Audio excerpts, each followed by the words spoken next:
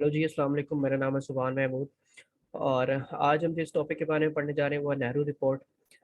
आपको पता है कि पहले बैकग्राउंड में साइमन कमीशन बन चुका हुआ, उसकी रिपोर्ट आ चुकी हुई है। उसकी रिपोर्ट ने कहा था कि जी मुस्लिम्स को जो सेपरेट इलेक्टोरेट है वो उसको जारी रखेंगे और सिर्फ एक यही मुसलमानों की बात मानी जा चुकी है, क्योंकि मुसलमानों ने दिल्ली मुस्लिम प्रपोजल में एक नई बात की थी। वो ये थी कि हमें सेंट्रल लेजिस्लेचर में 1/3 रिजर्व सीट चाहिए और साइमन कमीशन ने कहा था कि वो आपको नहीं मिल सकती। ठीक है। सो लेकिन कांग्रेस को भी ये बात पसंद नहीं है कि साइमन कमीशन जो है वो उसके अंदर कोई इंडियन था ही नहीं, वो सारे ब्रिटिश के कह लें अंडर बना था। अगर आपने साइमन कमीशन या दिल्ली मुस्लिम प्रपोजल को नहीं पढ़ा हुआ तो उसकी वीडियो मैं ऑलरेडी बना चुका हूँ, वो उधर से आप लाजमी ज़रूर देख लें। सो ये हुआ कि जी Congress already civil disobedience movement पे चली हुई है। ठीक है। और इसकी वजह से मुल्क चलाना मुश्किल हुआ है। सो 1929 की रिफॉर्म्स के लिए फिर ब्रिटिश ने कहा कि ठीक है, हम आपके ऊपर छोड़ते हैं, आप खुद कुछ बना के हमें पॉइंट्स दे दें तो हम उन्हीं के अंदर देख लेंगे कि क्या करना। सो उसके लिए कह लें कि मुसलमानों ने भी इस चीज़ को कहा कि ठीक है जी, हम एक पूरी कमेटी बनाई गई जिसको कह लें नेहरू को उसका हेड बनाया गया। मोतीलाल नेहरू साहब से थे ये, बड़े एक कह लें मोजिस थे मुसलमानों के अंदर भी और हिंदुओं के अंदर भी, लेकिन इनकी ये मोजिसनेस एंड पे खत्म हो गई। ये हम एंड तक देखते हैं। अच्छा, ऑल इंडिया पार्टीज कॉन्फ्रेंस हुई जिसके अंदर उन्होंने डिसाइड किया कि हाँ जी हम लोग एक ड्राफ्ट बनाते हैं और वो ब्रिटिश को देते हैं। ब्रिटिश उसके ऊपर सोचेगा कि कौन से पॉइंट्स निकालने हैं और कौन से पॉइंट्स नहीं निकालने।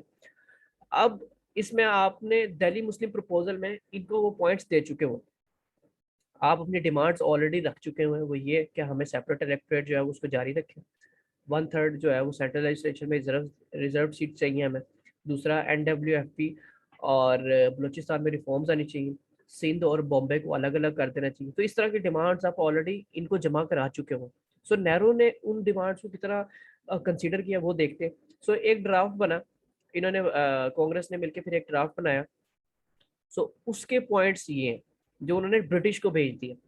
वो ये था कि जी एक फुली रिस्पॉन्सिबल सिस्टम होना चाहिए जो कि पॉपुलेशन बेस्ड होगा और 1/3 जो है वो मुसलमानों को नहीं मिलनी चाहिए। ठीक है। और इवन के 1/3 तो नहीं मिलनी चाहिए, मुसलमानों का भाई सेपरेट इलेक्टोरेट भी खत्म कर दे और ज्वाइंट इलेक्टोरेट होना चाहिए पॉपुलेशन बेस्ड। पॉपुलेशन बेस्ड से मतलब ही ये था कि आप 1/3 भी खत्म करें, आप सेपरेट इलेक्टोरेट भी खत्म करें।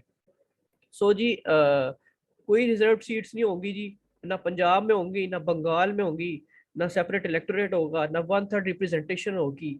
मुसलमानों के सारे प्रपोजल्स की इन्होंने धज्जियां उड़ा दी। ठीक है। और आपने वो चेहरा देखा कांग्रेस का कि जिसने आपको इस चीज पे मजबूर कर दिया कि यार अब इनके साथ नहीं रहा जा सकता। और अभी आप देखेंगे इनके मुजालिम, अभी आप आगे जाएंगे तो कांग्रेस मिनिस्ट्रीज की बारी आनी है जब कांग्रेस इलेक्शन जीती है और कांग्रेस ने आपके साथ क्या किया, वो भी इंशाल्लाह हम आगे जाकर डिस्कस करेंगे। लेकिन आप आपको यहीं से एक क्रुएल्टी जो है वो देखना शुरू हो गया। सेपरेशन जो है उन्होंने सिंध और बम्बई की, उस पर वो मान गए और रिफॉर्म्स इन NWFP होनी चाहिए, ये भी इस पे मान गए। सो और हिंदू को ऑफिशियल लैंग्वेज कर देना चाहिए। हालांकि उस वक्त दो जमाने रहती हैं, उर्दू प्लस हिंदू। उन्हें चाहिए था कि इस तरह के कोई भी फसादी बात लिखने से पहले ये सोच लेते कि यार मुस्लिम्स भी तो रहते हैं। ठीक है। सो उन्होंने हिंदू को बिल्कुल इग्नोर, उर्दू को बिल्कुल इग्नोर कर दिया और हिंदू को कहा, हिंदी को कहा कि उसकी ऑफिशियल लैंग्वेज है। इस पे मुसलमान को समझ नहीं है कि रिएक्ट कैसे करें। कह लें कि एक तरह से वो बिल्कुल ही अनएक्सपेक्टेड था, क्योंकि मोतीलाल नेहरू जो थे वो बड़े रिस्पेक्टेड आदमी थे और वो सबको साथ लेकर चलने वाले थे। उन्होंने खुद इनको सिलेक्ट किया था। लेकिन उन्हें समझ नहीं आ रही थी कि यार ये कांग्रेस को अचानक से उसने इतना बड़ा टर्न लिया। और एक बात बताऊं आपको कि कांग्रेस इसके लिए बहुत पहले से जद्दोजहद शुरू करी थी। पिछले 3-4 साल में कांग्रेस आपका सेपरेट इलेक्टोरेट खत्म करने पे तुली हुई थी। क्योंकि आप इलेक्शंस में, क्योंकि हिंदू तो बर्दाश्त नहीं करते थे आपको गवर्नमेंट में यार। हिंदू जब हिंदू देखते थे कि यार आप चाहे आप कम में हैं लेकिन आप फिर भी आके असेंबली में बैठ जाते। हिंदू अपनी मर्जी के रूल्स नहीं बना सकते क्योंकि मुस्लिम रिजर्व सीट पर आकर बैठे हुए, उनके वोट नहीं पड़ते। सो इस वजह से वो बड़ा परेशान थे मुस्लिम से।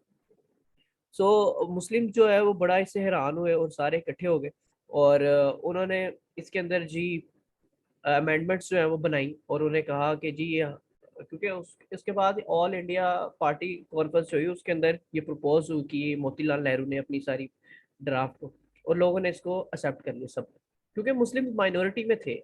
ये बात तो आपकी, ये बात हमें समझनी चाहिए। और हिंदू थे जो थे वो मेजोरिटी में थे, हिंदू पार्टीज में मेजोरिटी में थे, तो कुछ भी आप पेश कर लें उन्होंने वो चीज़ रिजेक्ट कर देनी है, और हिंदू कुछ भी पेश करते हो उन्होंने वो चीज़ एक्सेप्ट कर लेनी। सो ये उसी ऑल इंडिया पार्टी कॉन्फ्रेंस में आपने 3 अमेंडमेंट्स कहा कि जी, जिसके अंदर वही थी 1/3 separate electorate, separation of Sindh and Bombay.